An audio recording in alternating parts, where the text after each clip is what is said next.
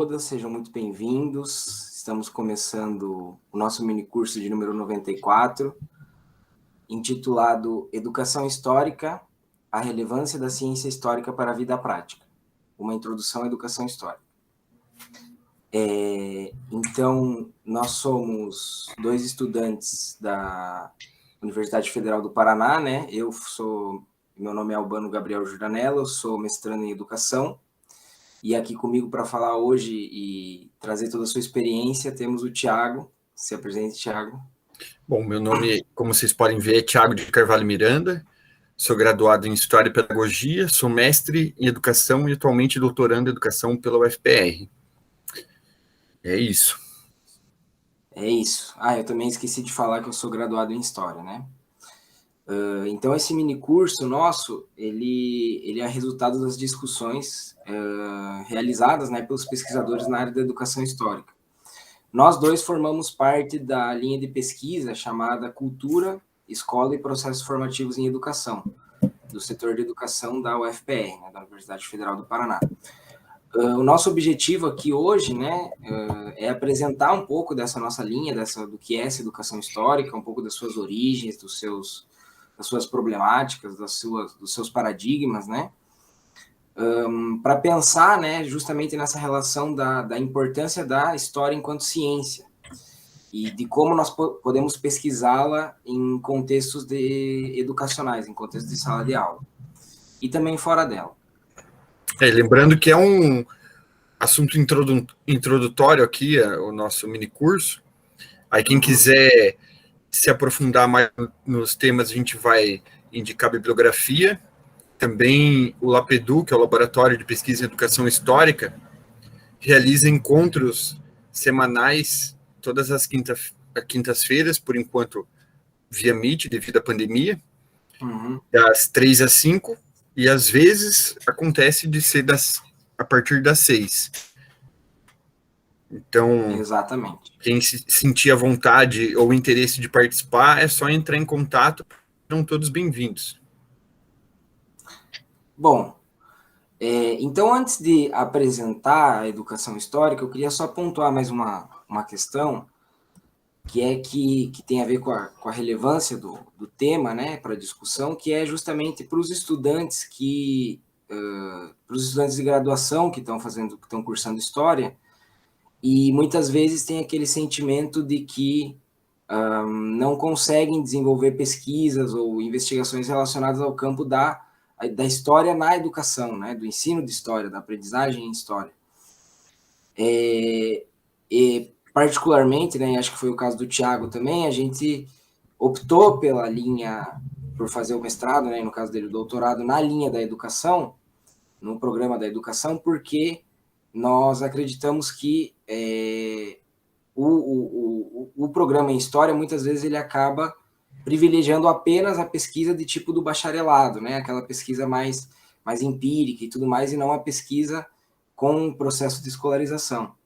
Mas vocês vão ver, e acho que um pouco esse é o nosso objetivo, é mostrar que a educação histórica, embora ela esteja, aqui no caso da Universidade Federal do Paraná, ela esteja ancorada na educação, ela parte sempre da ciência da história, né, da ciência de referência, da epistemologia da história, da epistemologia, da filosofia e da teoria. Então, é um ponto muito interessante, né, porque combina ali o que eu acho melhor dos dois campos. Bom, então vamos começar, né? O que é educação histórica?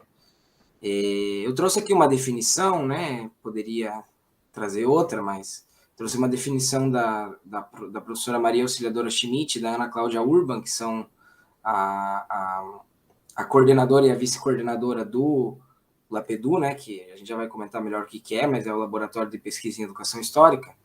E elas dizem que a educação histórica é um recorte específico no campo do ensino e aprendizagem da história, com uma tradição e um arcabouço teórico próprio e original. Então a gente vai ver um pouquinho da onde vem essa tradição, esse arcabouço, né? E por que ele é original, qual que é a sua originalidade. Então, o surgimento dos debates, né, da educação histórica, desse novo campo de investigação, eles surgem a partir de duas, basicamente, né, de duas influências distintas, que é o contexto inglês e o contexto alemão da década de 70, da década de 80, até da década de 60, alguns autores pontuam, né? Porque nesse contexto, especialmente na Inglaterra, estava ocorrendo uma crise mesmo no campo do ensino da história. A história ela não era uma disciplina obrigatória nas escolas, e os pesquisadores notavam que cada vez menos as crianças tinham interesse em estudar, né, a história. Eles preferiam ouvir as histórias contadas ali por outros meios, como a televisão, né, os quadrinhos, contos, e por aí vai, né? E o processo de ensino formal da história estava, digamos, sendo cada vez mais deixado de lado, né, num contexto até de reforma curricular, que garantia que queria tirar ainda mais o espaço da história para trazer pesquisas em outros âmbitos, como estudos sociais, né, por exemplo. A gente percebe que hoje em dia a gente está caminhando numa lógica parecida também, especialmente após a reforma do ensino médio, né, onde a história passa a fazer parte lá daquele conteúdo mais amplo denominado ciências humanas, né. A gente vai ver que isso também, na nossa visão, é um pouco problemático, né. O Tiago vai falar um pouco mais sobre isso depois. Então, nesse contexto de crise do ensino da história, os pesquisadores ingleses eles constataram que a história ela era muito pautada, o ensino da história, a aprendizagem de história era muito pautada nas referências à pedagogia, especialmente a pedagogia piagetiana, né, do Piaget. E eram teorias que pautavam a aprendizagem baseadas em modelos não históricos, como eles dizem, né? Ou seja, em modelos que privilegiavam lá aquela ideia da invariância dos estágios, né? Ou seja, o Piaget dizia que existiam conteúdos que eram abstratos e conteúdos não abstratos, e a história seria um conteúdo abstrato e que, portanto, não poderia ser aprendida pelas crianças, né, a partir de uma certa idade. Agora não me lembro, acho que era 16 anos ele colocava, né, Tiago? 12 anos, a partir dos 12 anos, as crianças desenvolviam um pensamento histórico e de É, percepção de tempo. E isso, a que, partir do. Diga. para a gente, enquanto professor e professores, professoras, a gente percebe como isso é um empecilho e um entrave ao nosso trabalho, porque nós percebemos que as crianças já, desde a educação básica, eles conseguem desenvolver ideias históricas, às vezes até complexas. Nós temos pesquisadores no LAPEDU que demonstram isso, a Andressa Garcia, que é a pesquisa dela sobre pensamento histórico, desenvolvimento do pensamento histórico na educação infantil, entre outros pesquisadores, que demonstram os entraves da teoria piagetiana para a aprendizagem histórica. Isso. Então, por conta dessa forte visão pedagógica mesmo do ensino e aprendizagem da história, a história nas reformas curriculares cada vez era deixada mais de lado. Então, alguns pesquisadores aí, digamos, salvaram, por assim dizer, a história escolarizada, né? Eu estou falando aqui principalmente não, mas pelo menos num primeiro momento, desses dois autores que estão ali no slide, né? O Peter Lee e o Alastair Dickinson. Um estudo deles que é considerado pioneiro na área é um estudo dos anos 70, né, de 78, chamado Understanding and Research, né? Nesse estudo, justamente como o Thiago constatou, né, eles vão pautar as ideias em história, né, eles vão pesquisar ideias em história com alunos, né, de, se não me engano, 12 a 18 anos. E eles vão ver que eles vão criar um modelo de progressão de ideias em história. Então, a gente vai ver o que são essas ideias em história um pouco mais para frente, mas ele percebe que não necessariamente a idade é o fator que impede a cognição, a aprendizagem em história. Muito pelo contrário, né? Muitas vezes alunos mais jovens conseguem desenvolver ideias tidas como mais complexas em história, né? E a partir disso ele vai começar a se deslocar o eixo, né, da teoria piagetiana para uma teoria fundamentada na própria epistemologia da história. A gente vai ver isso com mais detalhes um pouco mais para frente. Depois, nos anos 80, ali no início dos anos 80, também teve uma série de pesquisas que promoveu um avanço conceitual, né? Nesse campo, que foi chamada de chata. Significa conceitos em história e abordagens de ensino, né? Tá ali em inglês a sigla. Conduzida também pelo Peter Lee, a Larry Dixon e também pela Rosalind Ashby.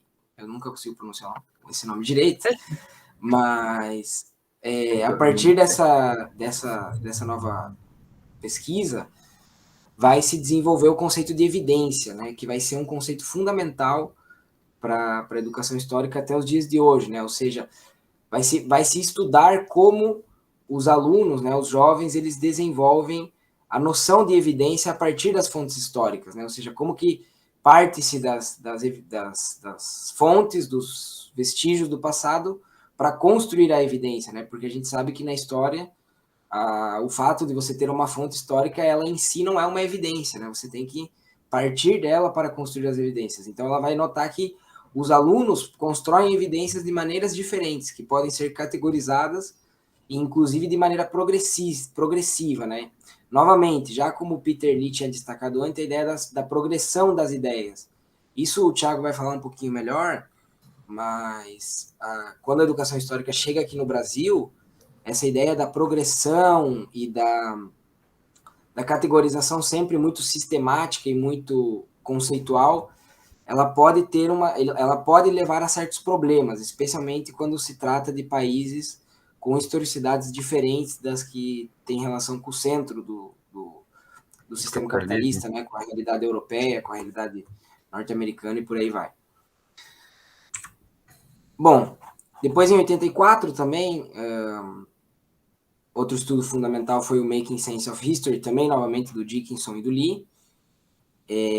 Aqui já vai se delimitar, já vinha se delimitando antes, mas aqui vai ficar muito mais delimitado uma questão que é fundamental para a educação histórica até hoje, que é diferenciar o que o Peter Lee vai chamar de conceitos substantivos em história, né, que são aqueles conceitos que a gente usa, né, sempre quando se remete à história, por exemplo, a ideia do camponês, do empresário, do bispo, do servo, revolução, né, são os conceitos mesmo dos conteúdos de história, né?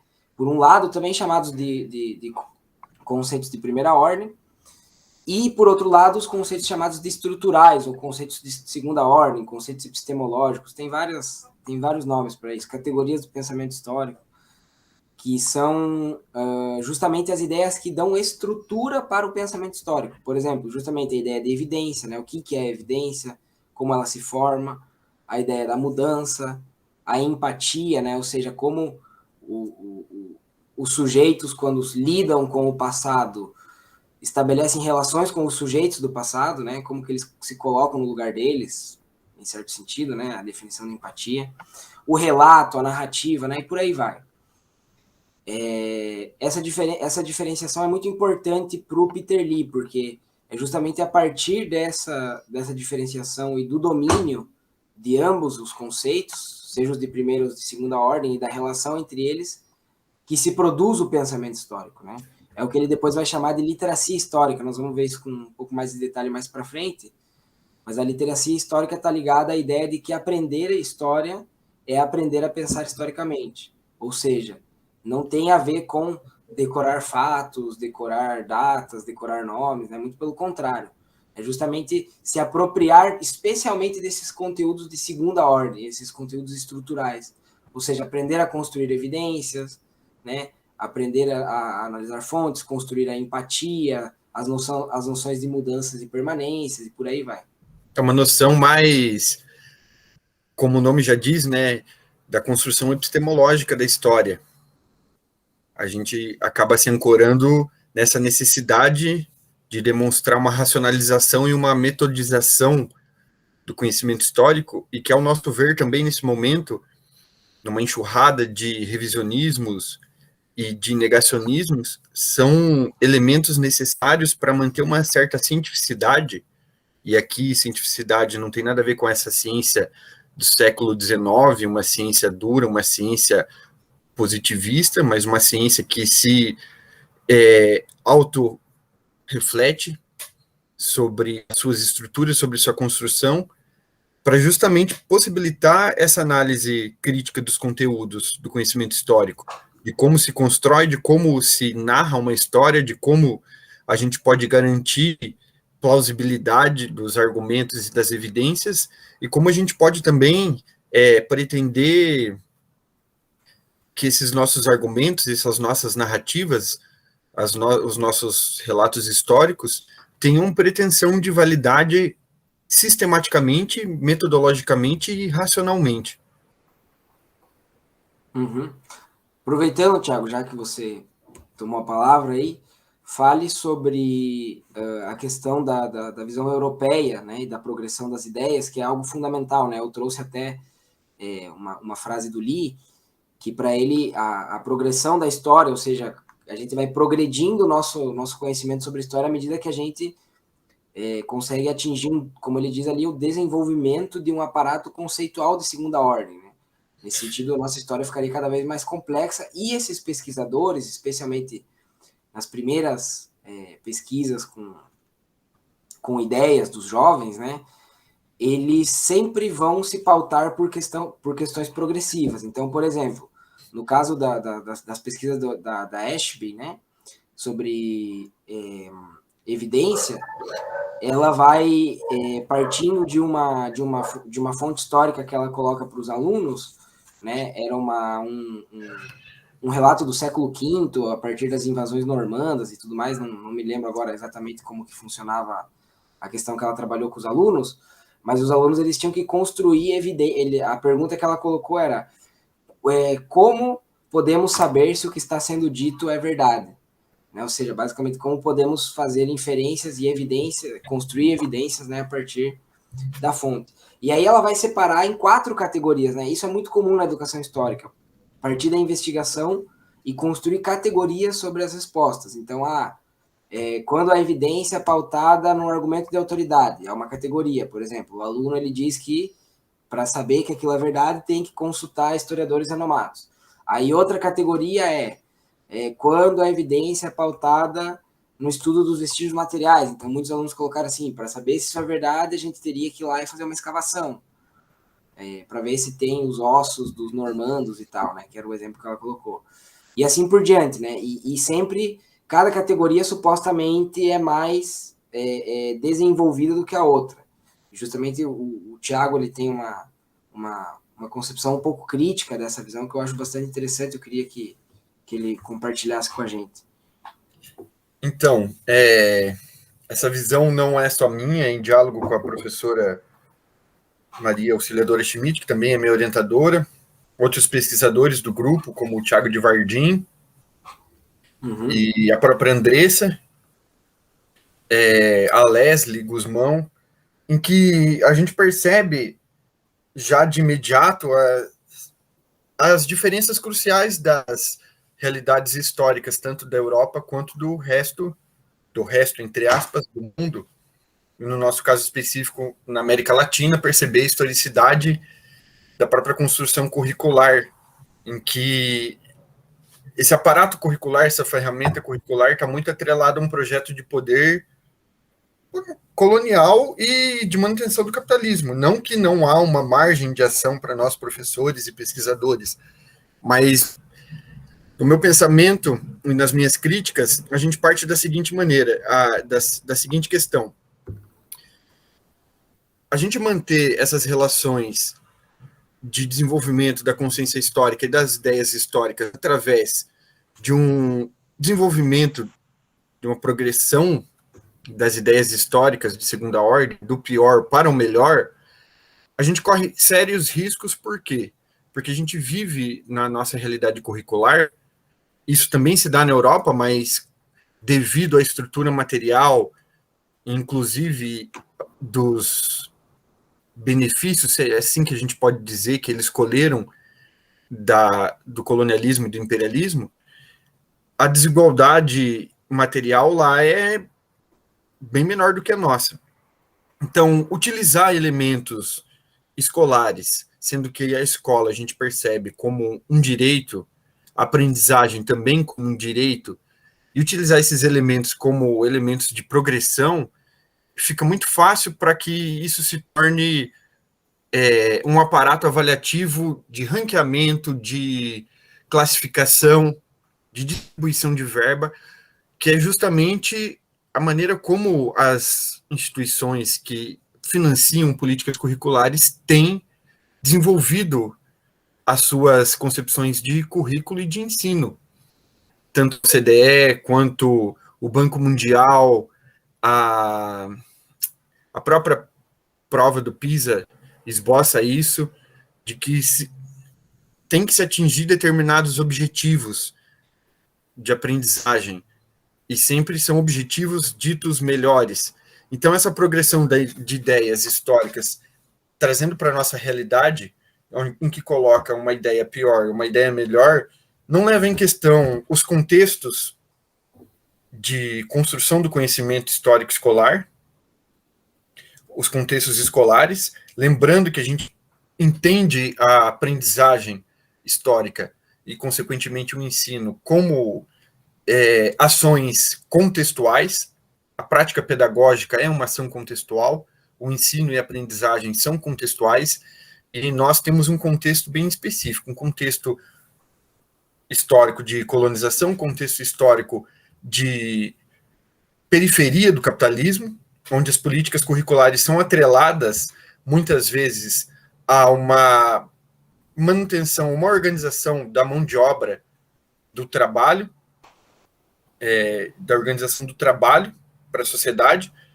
Então, reforçar essa ideia de progressão, a gente já acaba reforçando essas políticas neoliberais que estão em pauta, que é justamente ranqueamento, classificação, financiamento.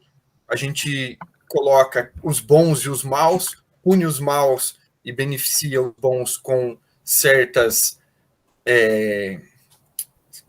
estratégias de financiamento.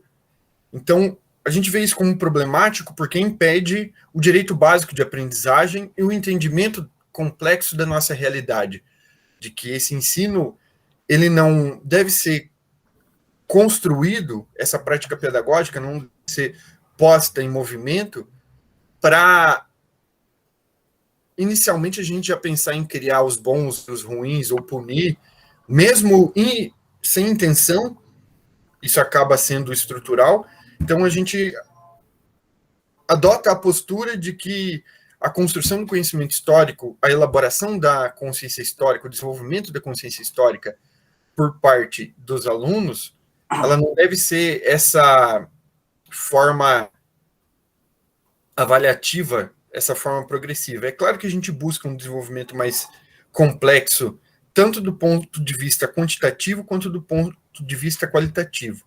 Quantitativo quer dizer a referência ou as referências aos passados, qualitativo a qualidade dos argumentos históricos, em que conceitos estruturais e epistemológicos eles sustentam para construir a sua narrativa, quais conceitos substantivos eles desenvolvem, eles se apropriam, e por aí vai. A gente se atenta a isso, mas é importante a gente lembrar a nossa realidade antes de desenvolver qualquer prática.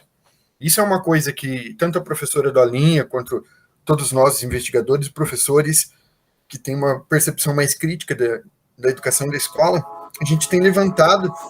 E quem quiser saber um pouco mais sobre isso, a tese de doutorado do Thiago de Vardim, sobre formação histórica, ele faz uma discussão dessa relação entre a educação histórica na Europa, que eles estão, até certo ponto, dialogando com as reformas curriculares lá, e a educação histórica no Brasil e na América Latina, em que a gente enfrenta justamente esse aparato curricular que tem servido cada vez mais para excluir os alunos, até mesmo os professores, e ainda mais, tirar do professor os seus meios de produção intelectuais do conhecimento histórico. Então, a gente percebe que sustentar uma defesa da progressão histórica, é claro que para eles tem seu valor e foi muito bem desenvolvido pelos pesquisadores e pesquisadoras que pesquisaram isso, a gente sustentar isso na nossa realidade acabou sendo meio contrassenso. Então, a gente optou, principalmente eu e o Albano em diálogo aqui, a não fazer essa defesa da progressão das ideias históricas como algo crucial para a educação histórica, porque não é o objetivo. O objetivo é justamente perceber como os alunos constroem as ideias históricas, como nós nos apoiamos nessas ideias históricas e como a gente pode aprimorar dentro desse contexto material, lembrando que as aprendizagens e o ensino, consequentemente, são contextuais. Então, é importante a gente pensar nessa realidade que a gente está submetido, tanto essa realidade capitalista, pensando que o capitalismo não é só uma realidade que se desenvolve em exploração de classe, mas tem grande parte essa opressão colonial que até mesmo o conhecimento acaba sendo uma ferramenta desse desenvolvimento de colocar as nossas possibilidades de pensamento crítico, de emancipação, de participação na construção do conhecimento em escala menor. A gente fazendo esse enfrentamento pode parecer pouco, mas do ponto de vista curricular é um grande avanço a gente pensar outra percepção de ideia, de desenvolvimento, de avaliação, de construção do conhecimento, e até porque a gente parte do ponto de vista principal que o conhecimento, essa construção do conhecimento, é social, é coletiva, já que o ser, a consciência e a consciência histórica, consequentemente, são produtos sociais e históricos. Então, a gente não se apropriar dessa realidade, a gente não partir dessa realidade, dessa prática social imediata, seria um equívoco, e não voltar para a reflexão crítica dessa realidade social que o conhecimento está sendo construído, seria um equívoco maior ainda. Então, é importante a gente pensar que o conhecimento tem que ser construído coletivamente, e até mesmo as formas de avaliação têm que ser pensada nessa questão coletiva, de que esse conhecimento é social, por mais que os alunos e alunas tenham individualidades diferentes, ainda assim a gente parte, vamos ver mais futuramente, de uma cultura histórica, de um contexto social que permite elementos de baliza das nossas construções identitárias e das nossas individualidades.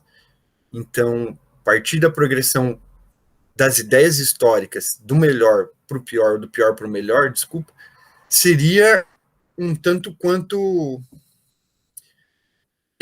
contraditório, um contrassenso, como eu falei, porque afirmaria a lógica curricular vigente, que é de ranqueamento, de classificação, de dizer quem são os melhores, quem são os piores, apontar culpados, apontar salvacionistas, e que acaba tendo uma atitude na educação bem voluntarista, de olhar a educação com os olhos de, aquele professor desenvolveu métodos melhores, e não é isso que a gente quer.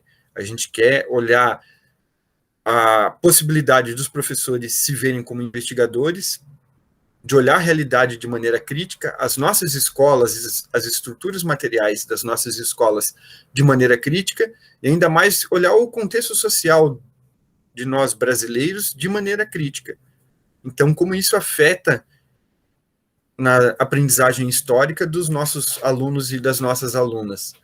Essa é a questão principal, e isso vai ser dito mais além, eu acho que no último bloco eu vou aprofundar mais, e por enquanto é isso. Pode continuar, mano. Beleza, Thiago. Então, né, só colocando, né, a gente não é contra a ideia de desenvolver esse aparato conceitual, mas não temos a ilusão de que ele funciona de uma maneira simples, né, que você consegue mecanicamente evoluindo ele sem relacioná-lo com a realidade prática na qual ele está inserido, né, os alunos estão inseridos, e os professores também.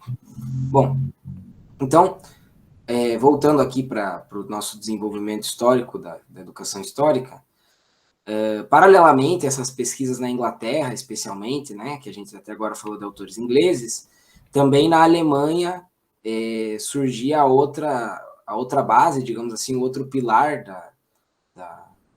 da teoria da educação histórica, a partir dos estudos em didática da história de autores como Jörn Hiesing, Klaus Bergmann e outros, né?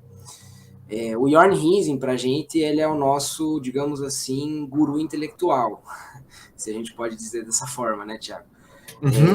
Especialmente a partir do desenvolvimento do conceito de consciência histórica dele, né, que a gente vai ver.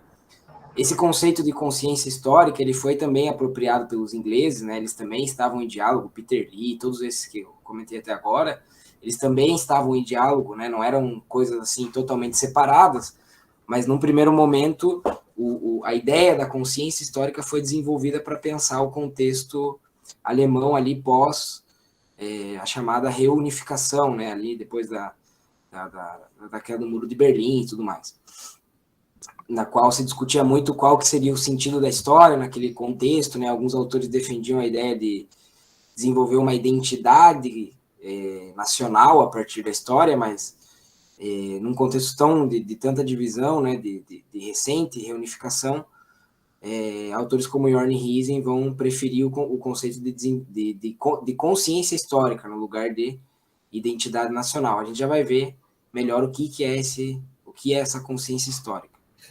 Então, a gente pode resumir ali, digamos, as influências a essa matriz alemã, especialmente com a consciência histórica, e a essa vertente, num primeiro momento, inglesa, né, que tem a ver lá com as competências do pensamento histórico, né, aquelas ideias de segunda ordem, né, o desenvolvimento, a progressão das ideias.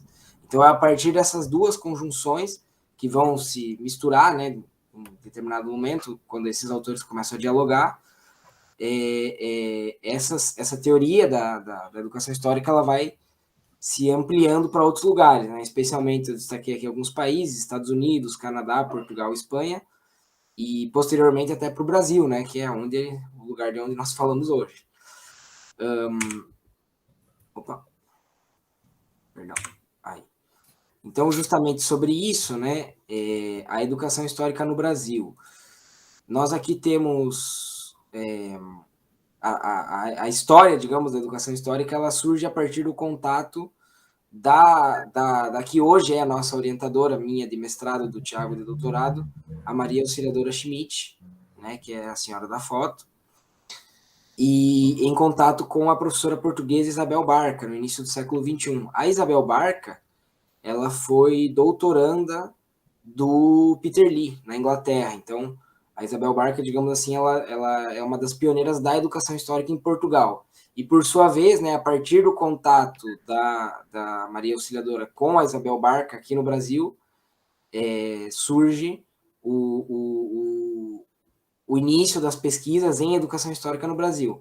Né? Um marco desse contato é um seminário realizado em 2003, chamado Investigar em Ensino de História, que foi coordenado, né, por Schmidt e teve participação de Barca. A partir dali, a partir daquele mesmo ano, de 2003, já vai surgir lá o LAPEDU, né, que é o Laboratório de Pesquisa em Educação Histórica, que é, digamos assim, um centro, né, no qual se aglomeram diferentes pesquisadores que desenvolvem investigações no campo da educação histórica. Em diversas áreas, né? Avaliação, currículo, Isso, aprendizagem, formação de professores. Uhum. E por aí vai. E por aí vai. Bom, esse é o cara. Esse é o cara, o Riesing, né? Então a gente vai começar a discutir a centralidade da consciência histórica, né? A primeira questão de por que ela é tão importante é porque, para as pesquisas em educação histórica, é porque ela parte da própria epistemologia da história, como a gente vai ver. Né? Então ela se refere ao pensamento no trabalho de rememorização da consciência histórica. Então, só passando aqui, essa ideia da consciência histórica que parte da teoria da história, da filosofia da história, para depois a gente pensar a relação entre o ensino e a aprendizagem, ela é fundamental porque ela possibilita, como já tinham começado a fazer, né, o Peter Lee e outros, né, uma crítica àquilo que a gente chama de transposição didática, né? Eu trouxe aqui uma frase do Sadi, né, que dizia que para Riesen a história não era algo pronto e acabado, que deveria ser meramente recebida pelo sujeito, mas uma reconstrução narrativa do próprio homem. Então, a ideia de transposição didática, né, que seria o quê? Você transpor o conhecimento científico produzido na academia para um conhecimento mastigado, digamos assim, na escola, como é o caso de grande parte das disciplinas escolares, no caso da história, essa transposição é muito problemática, porque a própria ideia, o que é a história, justamente, que vai ser um pouco que o Thiago vai começar a discutir no próximo bloco, não permite meramente uma transposição, porque ela é sempre uma reconstrução. A ida ao passado é sempre uma reconstrução.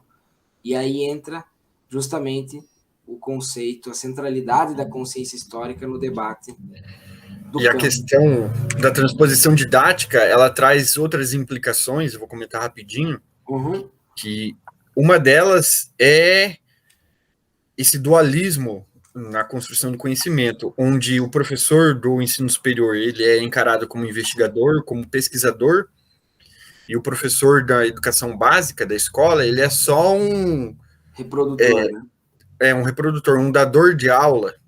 Isso. Desculpe as palavras, mas na realidade esse seria um entendimento. O professor reproduz o conhecimento produzido na academia por pessoas com aparato para tal.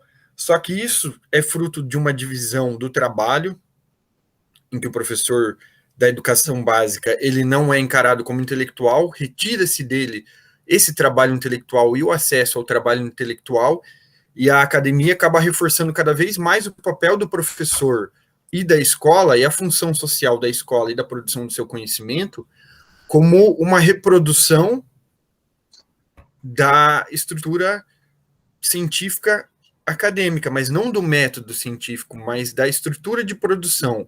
Eles produzem, ou seja, nós, pesquisadores, produzimos o conhecimento e a escola reproduz. E a gente vê os impactos disso na escola desde a função, ou melhor dizendo, da apreciação social do papel do professor na sociedade, do professor da escola básica, até mesmo da forma e do tipo de conhecimento histórico que os alunos têm no dia a dia, que é mais de fixação, de decorar, mesmo quando se tem uma fonte no livro didático, quando se tem evidências ou operações mais ligadas à construção narrativa da história, ainda assim é atrelado com uma reprodução do conhecimento acadêmico e não no entendimento de que o professor do ensino básico também é um historiador, também é um pesquisador, e ele necessita também de condições materiais necessárias, desde plano de carreira, desde formação inicial adequada, tempo para pesquisa, e são questões que a gente do Lapedu, a gente sempre bate, porque não há como produzir um ensino ou construir um conhecimento histórico de qualidade em sala de aula se a gente não vê essas questões de maneira global. Bom, então, mas vamos lá, né? O que é essa consciência histórica? Por que ela é central nas discussões sobre a educação histórica? Para o Riesen, eu trouxe aqui uma definição sintética dele, né? Embora a gente saiba que essas definições sempre podem ser problematizadas, né? O próprio autor, em outros contextos, traz outras complexidades para a questão, mas, de maneira geral, né, assim como uma primeira apresentação, a gente pode pensar a consciência histórica enquanto um conjunto de operações mentais que correspondem à interpretação do passado, à compreensão do presente e à expectativa do futuro, né? Então, a consciência histórica, ela não é simplesmente a forma como nós pensamos o passado, mas sim como nós interpretamos o passado para pensar o nosso presente e para projetar o nosso futuro, né? A consciência histórica, digamos, seria a parte da consciência humana responsável pelas relações culturais a partir da experiência do tempo, né? A partir de dominar, de interpretar a referência à experiência, né? A passagem do tempo. Uma humanização do tempo. A humanização do tempo, né? Essa palavra que eu estava buscando. Então, para ver da onde vem essas questões, né? A história para o Riesen, né? Ela surge, ela é, né, na verdade, um universal cultural. Como assim um universal cultural? O Riesen ele comenta, né, que em todas as culturas humanas, né, aqui não necessariamente falando de uma região específica do globo, não necessariamente falando de uma época, mas que é um dado da própria formação humana mesmo, da própria humanidade, se relacionar com a experiência temporal, se relacionar com o passado para atribuir sentido ao presente, né, e projetar o futuro. Então, a consciência histórica, a gente pode dizer assim, ela faz parte da humanidade de maneira geral. O que vai mudar, né? Justamente a forma como, aí que entra a importância da cultura, né? É a forma como isso é feito. Então, dependendo da época, dependendo do lugar, da cultura, né? Da historicidade dos sujeitos que fazem esses processos, essa relação com o passado vai ser diferente, mas todos os seres humanos se relacionam com o passado, nem que seja para negá-lo, nem que seja para apresentar Uhum. o passado como uma continuidade. Quer falar? Não, eu ia falar que tem bastante autores que trazem essa maneira como a sociedade lida com o tempo de maneira diversa. O Kozelek, o Hartog, em um certo tempo, mais um presentismo, algum momento da história foi uma apreciação mais ao futuro, às vezes é uma repetição do passado, e por aí vai. Quando o Riesen coloca a consciência histórica como um antropológico universal, cultural, que está presente em todos, reforçando isso que o Albano disse, não é afirmar que todos os seres humanos do globo, em todas as épocas da história, têm a mesma forma Sim. de interpretar a passagem do tempo ou o tempo. Ele quer dizer que todas as pessoas do globo, nas diferentes épocas históricas, elas têm de lidar com o tempo de alguma maneira. É isso. Porque o tempo, né, é um dado da própria realidade, né? Então, digamos, o Riesen coloca isso, é impossível se orientar culturalmente, no limite é impossível viver sem se relacionar com o tempo, porque todo mundo percebe, né, a passagem do tempo, seja a partir de próprios fenômenos naturais, como a morte, o nascimento, né, não só aqui pensando história como nessa mentalidade que a gente pensa hoje, né, o passado político, né, muitas vezes, como é colocado, o passado social, não. Propriamente a ideia da passagem do tempo, né, o tempo é um dado da humanidade. E os seres humanos precisam justamente humanizar o tempo, né, ou seja, tornar essa passagem do tempo algo culturalmente compreensível e que possa orientá-los na sua vida prática, né? E justamente a parte, digamos assim, da consciência humana que faz esse processo é a consciência histórica. É a partir dessa consciência histórica que as contingências temporais ganham sentido, né? O que seriam essas contingências? O Thiago vai trabalhar melhor, mais rapidamente, né? Seriam esses percalços, né, que o tempo coloca para gente, né? Essas mudanças, por exemplo, a morte, né? As interrupções que se apresentam para a gente como algo que geram, inclusive, sofrimento, né? E a gente precisa, de alguma forma, humanizar essas contingências, dar sentidos a elas, né? Atribuir sentidos para seguir a nossa vida, para nos guiarmos no mundo que nós vivemos. E aqui eu vou fazer mais um parênteses, Albano, antes de... Vai que eu esqueço depois, não vou esquecer porque está no slide, mas eu gosto de falar sempre isso. Reformar, o Riesen nunca fala que todos esses elementos da contingência são racionalizados. Uhum. É uma tentativa de humanizar o tempo, mas sempre há algo de impré-pensável, que ele chama de impré-pensabilidade do pensamento histórico. As contingências, elas são fruto tanto da ação humana como da ação natural. A gente deve humanizar essas coisas que fazem a gente sofrer, que fazem a gente desenvolver sentimentos, mas nem todas elas a gente consegue desenvolver esse aspecto racional.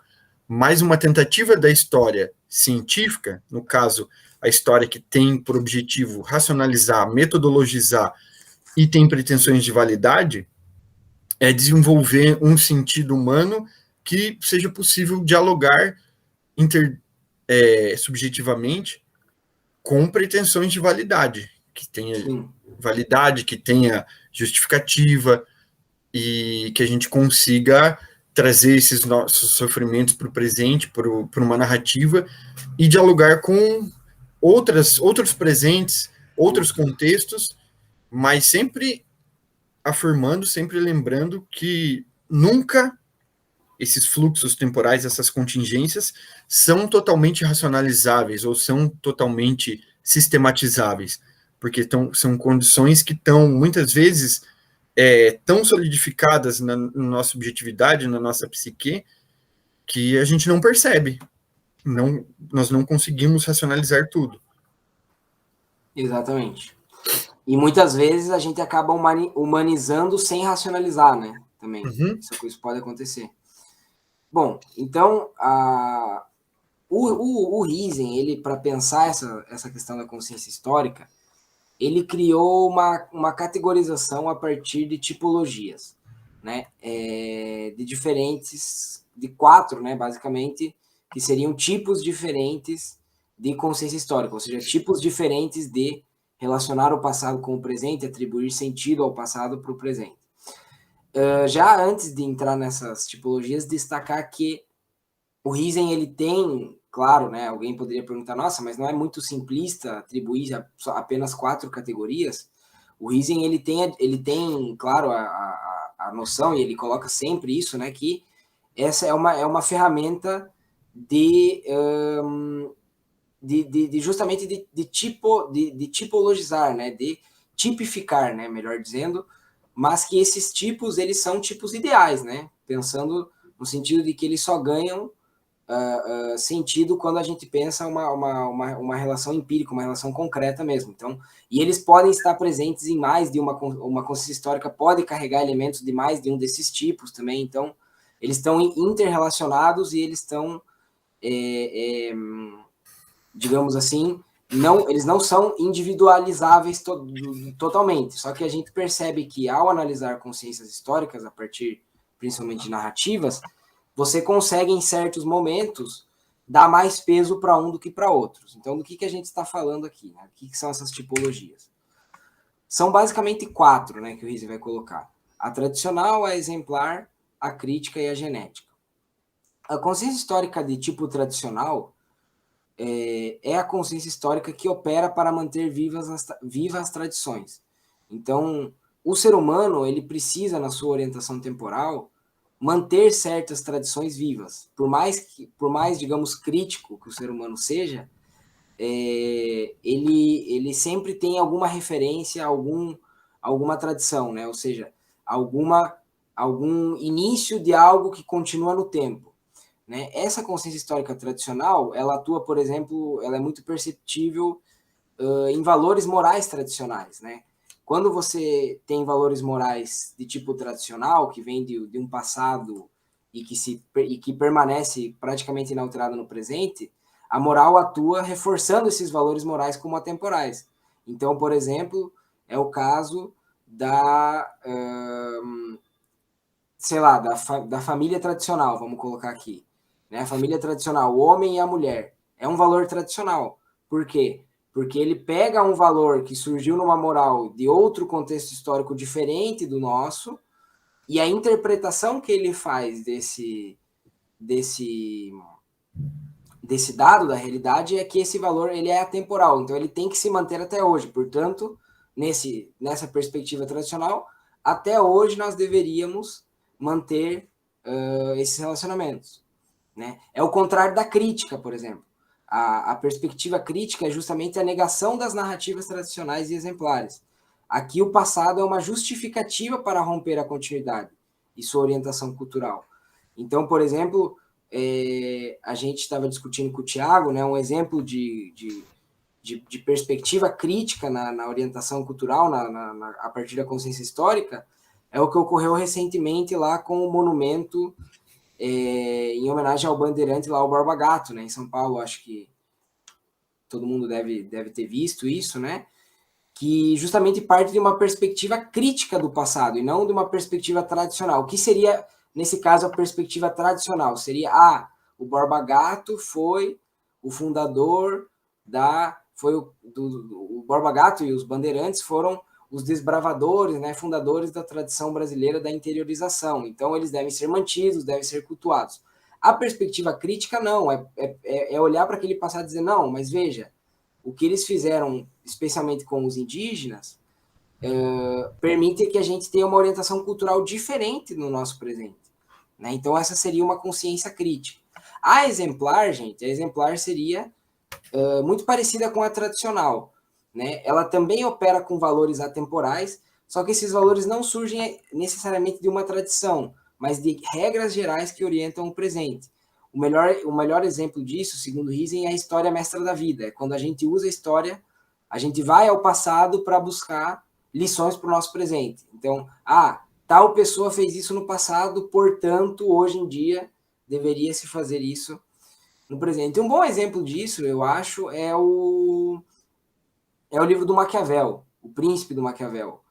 Para quem já leu esse livro, é nítido perceber como ele usa sempre a história para pensar em regras gerais que deveriam valer como orientação para os príncipes, né, da época ali do início da modernidade.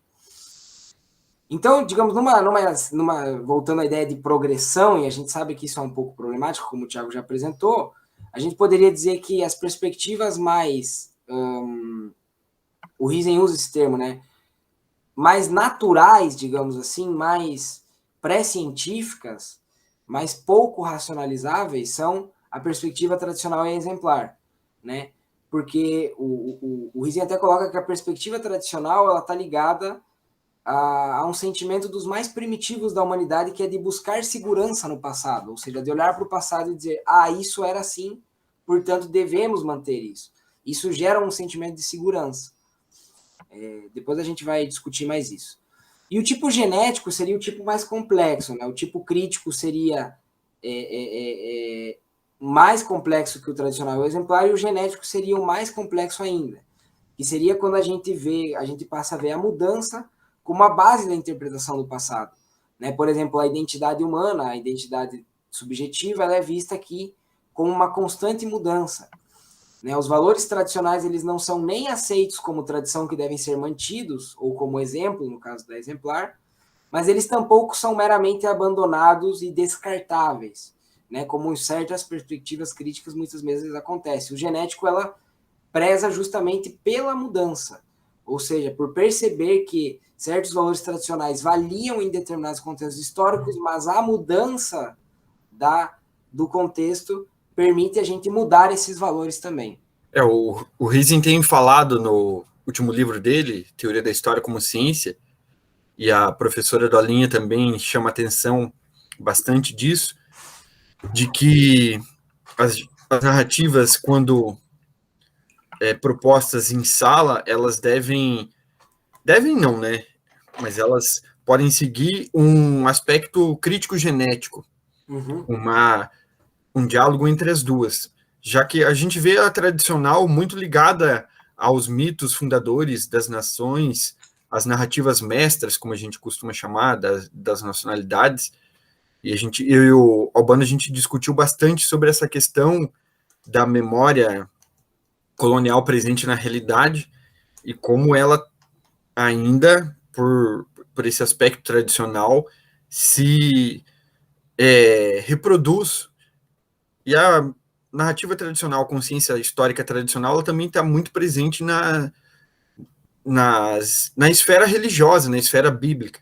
Então, quando a gente presume uma consciência histórica crítico-genética, é para que ela não fique só refém dessa crítica, porque a gente precisa de elementos norteadores de orientação cultural, e o tradicional e o exemplar são elementos norteadores, mas para que a gente consiga fazer esse diálogo de maneira mais racionalizada, sistematizada e com uma ponderação autocrítica da própria construção científica desse conhecimento, essa consciência histórica crítico-genética, ela seria mais adequada porque ela percebe a mudança como base da identidade e da ação humana, mas também percebe que há elementos que a gente deve se apoderar para orientação cultural, mas sempre mantendo esse aspecto crítico, sempre uma crítica ao passado, porque esse passado já foi, mas não só a crítica ao passado, porque esse passado já foi. Pensar como foi esse passado e olhar nosso presente, porque a crítica, antes de tudo, ela se faz ao presente por reproduzir certos aspectos do passado que a gente já sabe que são aspectos desumanizantes, como, por exemplo, manter uma estátua de um escravagista em pleno século XXI e achar que botar fogo nela é um crime, enquanto as nossas polícias, as nossas políticas sociais fecham os olhos para o extermínio da juventude negra, da população indígena, das mulheres, da população LGBTQIA+, e não há um diálogo por parte do poder público nesse aspecto. Então, a gente vê no ensino de história elementos para desenvolver essa consciência crítico-genética, que ao mesmo tempo seja crítica dessa narrativa mestra, mas seja capaz de construir modelos culturais de formação de identidade que sejam assentados na mudança e na aceitação da alteridade. Pode continuar, Albano. Não, aqui eu só queria apresentar rapidamente, né, esse quadro que é do Riesen, né, está nesse livro aqui, chamado Jörn Riesen, o Ensino da História, e aqui tem uma sistematização, assim, né, uma apresentação bastante interessante dessas 4 perspectivas aqui. Então tem ali a tradicional, exemplar, crítica e genética, e como cada perspectiva dessa consciência histórica atua em diferentes âmbitos da vida. Então, por exemplo, na experiência do tempo, na forma que a gente significa a história, né, a relação passado e presente, em como, quando a gente parte desse tipo de consciência, a gente orienta a nossa vida para o exterior, né, para a praxis, para nossas ações no mundo, para o interior, que seria para formar nossa identidade, né, como a gente se relaciona com os valores morais a partir dessas consciências, e assim por diante, né? Então, acho que deu para... Eu não vou ler tudo aqui, né? Mas acho que deu para... Vocês podem pausar o vídeo, né? Caso queiram ver como se para o Riesen, né? Como essas consciências históricas se relacionam com os diferentes aspectos da vida humana. Bom, por fim, né? Então, para encerrar esse primeiro bloco, fazer uma síntese disso que foi apresentado como educação histórica. Então, a gente vê que na educação histórica, a primeira questão que a gente pode colocar assim como um lugar comum, né? Claro que ainda na educação histórica existem vários debates e embates. A gente apresentou por exemplo, o Tiago, né? A questão de se a progressão das ideias é a melhor forma de trabalhar ou não, é um debate, mas existem alguns, digamos assim, lugares comuns, né? Por Consensos. exemplo, seria a centralidade da consciência histórica, né, para pensar o início e o fim da aprendizagem. Então, sempre focar nesse conjunto de operações mentais que dão sentido ao passado, né, a partir do presente. A realização de investigações sobre o ensino e aprendizagem pautados nos referenciais da filosofia e da teoria da história. Então, a educação histórica não trabalha com... na verdade, não, minto, né? Falei errado. Não é que não trabalha, mas não se pauta nas discussões, por exemplo, da pedagogia para formar as teorias sobre aprendizagem em história, né? Ou seja, como os alunos aprendem não pode ser respondido apenas por teorias piagetianas ou teorias do desenvolvimento intelectual e assim por diante.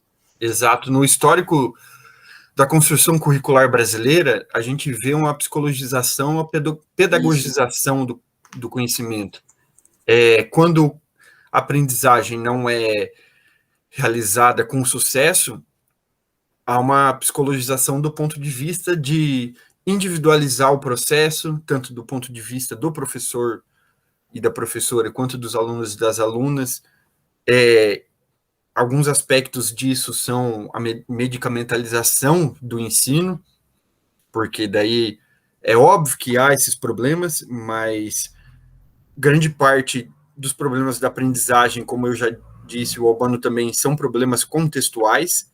Então, pensar essa relação do conhecimento histórico produzido em sala com a filosofia e a teoria da história permite outros âmbitos de pesquisa e de enfrentamento. Como o Albano disse, a gente não abandona os referenciais da educação, óbvio que não tem como isso, a gente está tratando de escola, a gente está tratando de conhecimento escolar, de construção de conhecimento na escola básica, a gente precisa entender essa instituição social, o seu funcionamento, a sua realidade histórica, os aspectos psicológicos da formação do conhecimento, mas a gente também tem que entender quais são os limites disso e quais limites foram impostos a nós, professores e professoras, na nossa prática, por uma construção estritamente pedagogizada e psicologizada.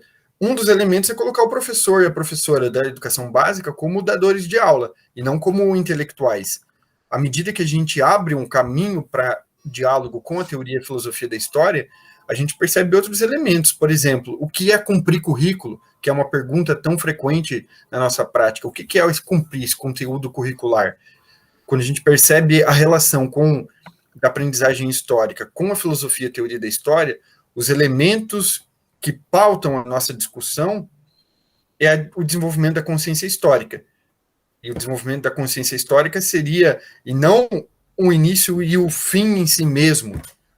O fim da aprendizagem que é colocado aqui, que nós colocamos, é um fim do sentido de que, na educação sistematizada, escolarizada, a consciência histórica tem que ser o ponto central de referência dessa aprendizagem.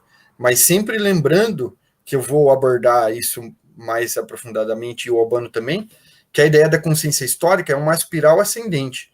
A gente sempre vai desenvolver um complexo maior de carências de orientação, de elementos de orientação genéticos, críticos. Então, sempre a gente vai se colocar em embate com o presente e com o passado. A gente vai buscar elementos nesses tempos, nessas temporalidades diversas, para formar e para qualificar a consciência histórica, tanto nossa quanto dos nossos alunos e alunas.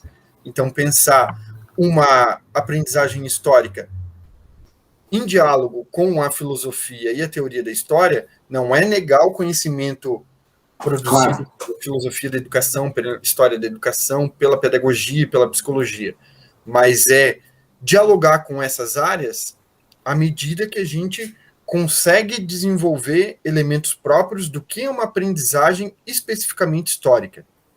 Que é um tema também que a gente vai trabalhar no terceiro bloco, né? Uhum. Bom, então só encerrando, né, já passamos um pouco aí do horário estipulado, a ideia também, né, dos conceitos de primeira e segunda ordem, ou conceitos substantivos e epistemológicos, ou estruturais, né, tem vários nomes, que é justamente aquela ideia que surgiu ali a partir das discussões dos ingleses, que aprender história tem a ver com relacionar esses dois elementos, né, da teoria da história, que são os conceitos substantivos, né, como já comentei, né, revolução, os conceitos que a gente usa mesmo, né, para sistematizar, por exemplo, uma classe social, né, e por aí vai, em relação com o contexto da época, e os conceitos epistemológicos, os conceitos estruturantes da ciência da história, aquilo que faz, que permite, que nos permite nos relacionar com o passado do ponto de vista propriamente histórico, que é algo que sempre vai estar presente nessas discussões. A partir disso, né, o desenvolvimento pelo Peter Lee do conceito de literacia histórica, que é amplamente aceito também, né? No terceiro bloco a gente vai discutir melhor o que é essa literacia histórica, mas basicamente ela parte da ideia de um letramento histórico, ou que pode ser também entendido como um aprender a pensar historicamente, não aprender história é aprender a pensar historicamente, é relacionar esses conteúdos substantivos com os epistemológicos. É como se fosse uma alfabetização em história, né? Também é um termo que é usado. Isso, por sua vez, demanda de que a história seja contraintuitiva, né? Por quê? Porque, segundo Lee, é importante investigar as ideias das crianças sobre esses conceitos. Ele está falando sobre os conceitos de segunda ordem aqui. Pois se tiverem ideias erradas acerca da natureza da história, elas manter-se-ão se nada fizer para as contrariar. Então, a educação histórica sempre parte da ideia de investigar as ideias históricas das crianças e dos jovens, né? Não pode se conceber uma aula a partir da educação histórica que não parte das ideias dos jovens, seja tanto sobre conceitos substantivos, quanto os de segunda ordem, ou seja, ver como que eles estão formando as ideias de evidência, né, que elementos eles estão usando para explicar os fenômenos, né, como que eles analisam as narrativas e assim por diante. Isso, por sua vez, também tem a ver com a investigação da cultura juvenil, que é algo fundamental no campo da educação histórica, das investigações, né, e aí dialogando muito especialmente com a antropologia e a sociologia, né, que é de que a vida, partir da ideia de que a vida prática tem um impacto direto na consciência histórica dos alunos, né? Por quê? E das alunas. Porque justamente essa primeira relação com o tempo, com o passado, se dá a partir da vida prática, a partir das contingências lá que a gente falou anteriormente. O Thiago vai abordar melhor isso agora, no segundo bloco. Mas se o nosso conhecimento sobre o passado sempre parte do presente, a gente precisa entender, em primeiro lugar, como nós atribuímos sentido à nossa vida prática, né? Como a vida prática se estrutura, seja a partir de elementos sociológicos, ou seja, como se dão as relações entre as classes sociais, entre a praxis, né? Entre os diferentes grupos que compõem a sociedade, e também do ponto de vista cultural, né? Como esses grupos formam sentidos para a sua realidade, porque, por exemplo, não é a mesma coisa a cultura desenvolvida na favela da Maré do que num bairro rico de São Paulo. Ou, por exemplo, entre países também. Não é a mesma, a cultura juvenil não é a mesma no Brasil. Se ela já não é a mesma dentro do Brasil, e menos ainda, por exemplo, no Brasil do que em Portugal ou no Afeganistão agora, que é um tema muito recorrente também, né? E cada lugar vai ter as suas particularidades. Então é importante, por isso que o professor de história ele deve ser pesquisador também, tanto para pesquisar as ideias históricas, quanto para pesquisar a própria vida prática e os sentidos que se constroem a partir da cultura juvenil, da cultura em diálogo com a cultura escolar, a cultura da escola e assim por diante. Bom, então acho que podemos encerrar, né, Tiago? A gente passou um pouco do primeiro bloco, e aí as pontuações a gente coloca nos próximos, pode ser? Uhum. Então é isso, gente. É isso, galera. Até a próxima. Primeiro bloco do nosso curso. Até mais. Até mais, gente. Bom curso para vocês.